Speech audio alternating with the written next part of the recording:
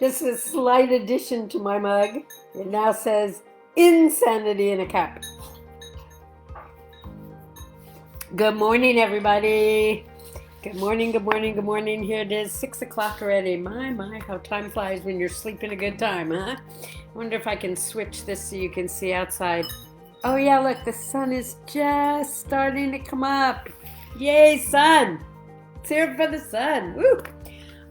Good morning, good morning, good morning, good morning. What can we talk about today? Well, let's see. Happy birthday to Michael Jackson. Yeah. Oh, well, I guess he's not celebrating a lot of birthdays, is he? But we do honor and remember, and wow, that guy gave us a lot of good music. I mean, from early on, right? Like, really a lot of good music. Oh, and in the Close Encounters of the Second Kind, not a celebrity meeting, I can't claim it, but a very dear friend of mine, who is an amazingly talented choreographer. In fact, she used to be one of the dancers on, I'll remember it. You know, it was like one of the dance shows when we were kids. She was one of the dancers.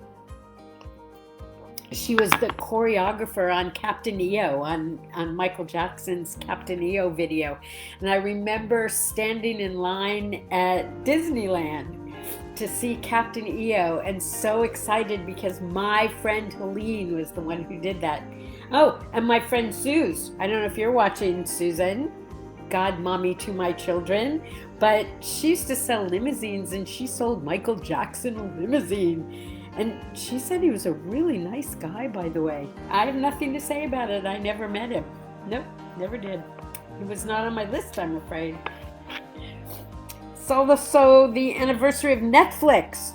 Yay, Netflix. I mean, seriously, in a time like this, while we're in a pandemic, stuck at home, can you even imagine what life would be like without Netflix?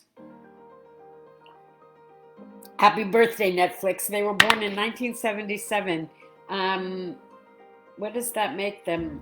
Oh, I'm sorry, not 77, 97. 97, they're not that old. Wow, they've come a long way. Good morning, Henry. Nice to see you. So I saw so many messages yesterday from people who were here with me, but after the fact. So good morning, Marlene. I'm happy that you're here with me, whether you're here with me live or you're still blessedly asleep and you get to join me later.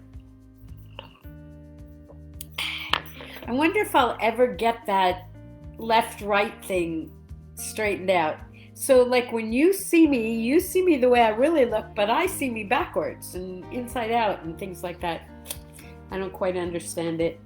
It's also the anniversary of Katrina. Don't you think that's fitting? Yeah, it's like, well, I mean, I understand. There's certain seasons when there are hurricanes and problems, but wow, we are so getting more than our share, aren't we? So much more than our share.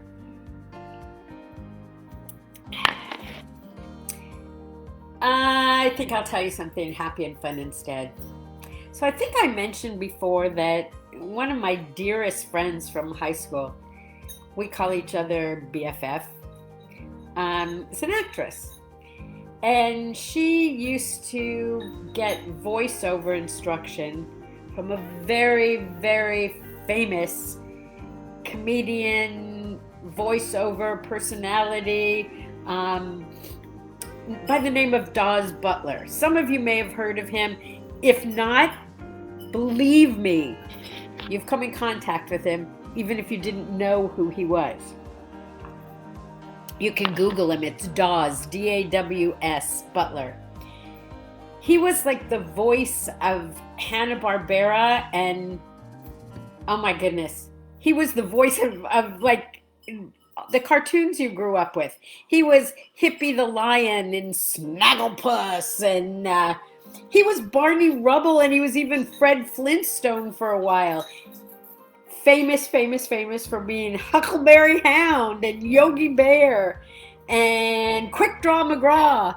He was even Elroy on the Jeffersons. So that makes two people I knew who were voices on the Jeffersons. On the Jetsons, not the Jeffersons. The Jetsons. So Dawes Butler. I happened to be with my girlfriend one day, and I don't remember if we were going over to his house to drop something off, or I don't know what the circumstances were, but Lori and I were over at Dawes Butler's house, and she introduced me to him. And I was pretty excited because he was like, like all those voices. It was like, oh, the man was amazing and so kind. He lived in Beverly Hills. I remember his house. I remember going in there that day. And we had some coffee and we chatted for a while. And he looked at me and he said, "Do you do voiceovers?" And I said, "No, I don't. No, I never have." And he said, "You'd be very good at that." And I said, "Well, thank you. That's quite a compliment coming from you." He said, "No, I mean, you'd be very good at that. I think I want to work with you." And I just looked at him and I said, you want to work with me? And he said, "Yes, I'm going to give you an assignment. Can you come back here next Monday at blah, blah, blah, blah, blah, and we'll get to work." I said, "I can't afford to work with you." He said, "Did I say something about money? I want to train you. I want to train you because I want to work with you." I cannot even begin to tell you what that felt like. So I took his homework, and it was like this bizarre homework. I just remember he was the one who taught me about non sequiturs. And I had to repeat all these things over and over in different ways and see how they sounded. At some point, I even had to make a reel of my voice. I saw him probably half a dozen times in his house where he gave me, it was strictly school. He would like work with me for 20 minutes and then give me assignments and then work with me a little more. And I'd spend somewhere between a half an hour and an hour at his home learning a craft. It was so magical. And then in 1988, probably just 5 or 6 times after I'd met him, he had a heart attack and passed away. So I'm talking to you instead of doing voiceovers, but I still can tell you, Dawes Butler, he was an awesome guy. I drink to you in the morning, Dawes Butler. It's going to be a beautiful day today. It's probably going to be 120 degrees where I am, but the sun will be shining, and that's good. It's, I think, going to be like 80 degrees when I start playing tennis this morning, which is like perfect. We were laughing on the courts yesterday saying we think we're going to get some kind of an award for sticking out an entire summer in Palm Desert on the tennis courts. I'll drink to us, because it is insanity, whether in a cup or otherwise. So I have friends who have friends and or family that need to be congratulated. So blanket congratulations to all of you who have someone in your life who did something worthy of congratulations. Now, why am I even bringing that up? Because it occurs to me that when it's a friend of yours, you congratulate them. And if it's a friend of yours and it's their child or spouse, you're excited for them. But the truth is, as human beings, we're connected to so many people that I'm not sure that we get the kind of response we'd really like when the person who did something wonderful or had something wonderful happen, or on the other side of the coin is very sick or died.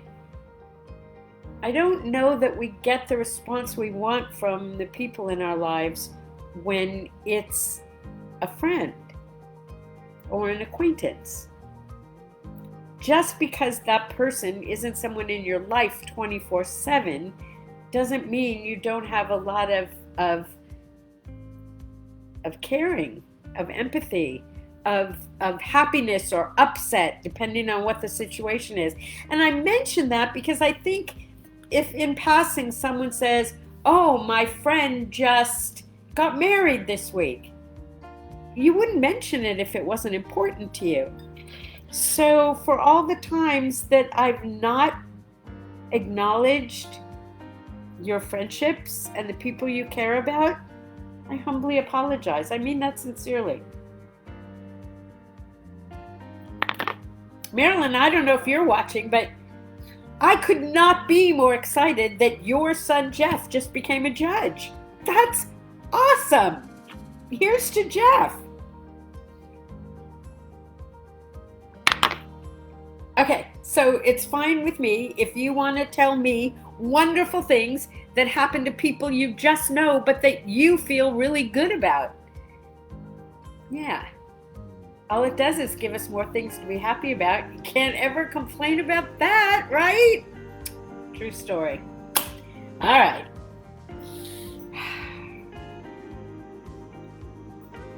By the way, it's a good excuse to stay in touch with people anyway. Sending a congratulatory message or a card, always something wonderful to receive. I don't know when the last time you got snail mail was, but I can tell you, whenever snail mail arrives for me, I get so excited. Even if it's just a, hey, how are you?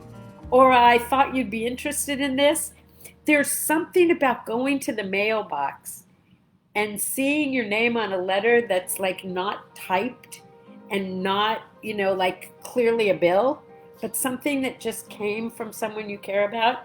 Okay, I'm going to send out some cards today, some just random to people I know. I would invite you to do the same. Just recognize someone special in your life today with some snail mail. But do it soon, because I understand the post office is going to get very busy very quickly. So take advantage of it while you still can. Send out something.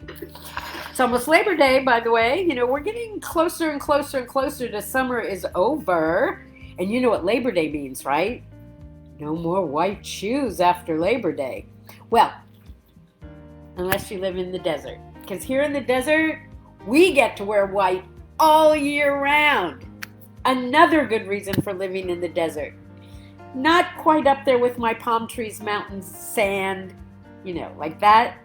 But wearing white all year round, that's pretty cool. It kind of, like increases the size of your wardrobe, doesn't it? I know some of you are back at school. Some of your kids are back at school. Some of you teachers are back at school. It's going to be very interesting. I've already talked to a few parents who said their kids are struggling already, and it's only week 1. Of course they're struggling right now. This is all new. This is all different, and it's got to be strange. So be patient with each other. Be patient with the children.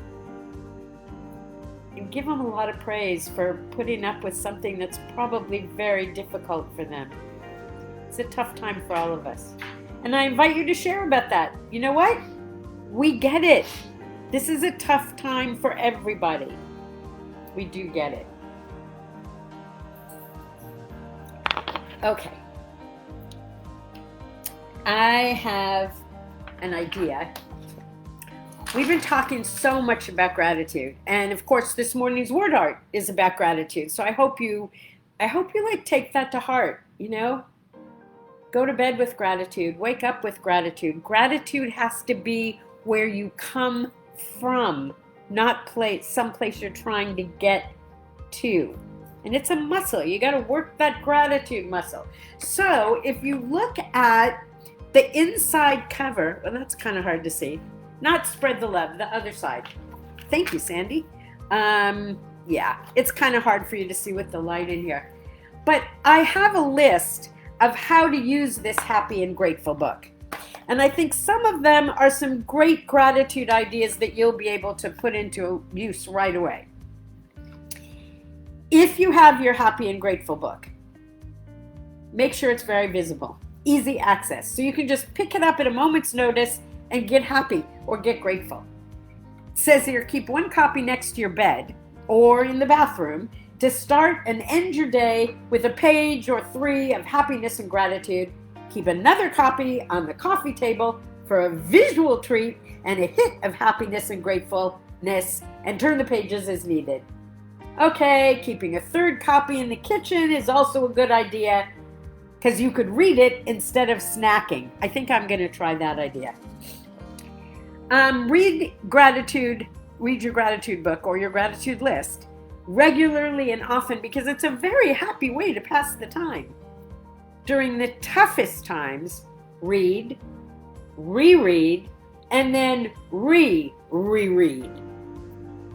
Make writing your daily gratitude list a habit, and happiness will magically appear.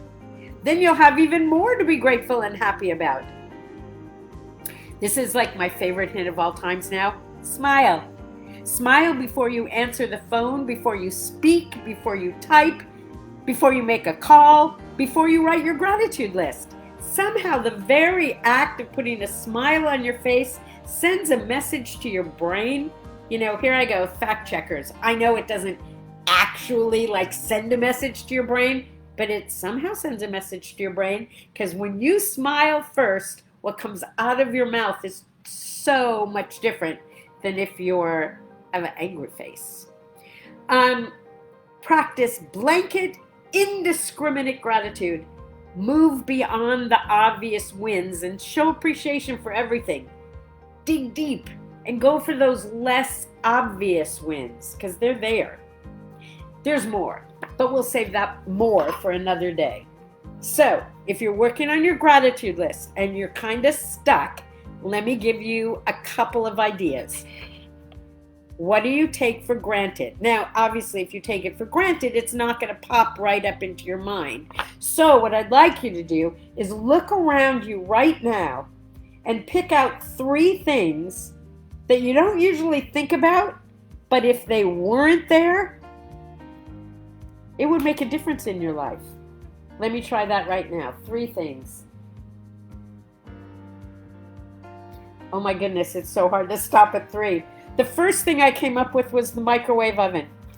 I am grateful for the microwave. I don't cook with it, but oh my gosh, if my coffee gets cold, my microwave is my right-hand man.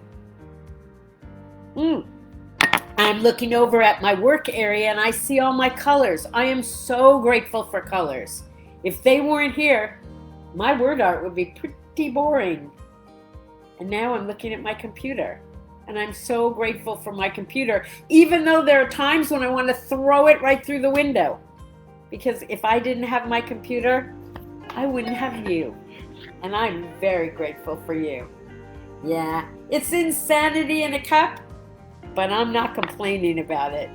Y'all have a good day. Have a great day. Have a wonderful weekend. And guess what? I'll see you again tomorrow. I pointed at you. I was told not to point at people. I know it's rude. But I mean you, and I want you to know I mean you. Okay. Good morning. Good day.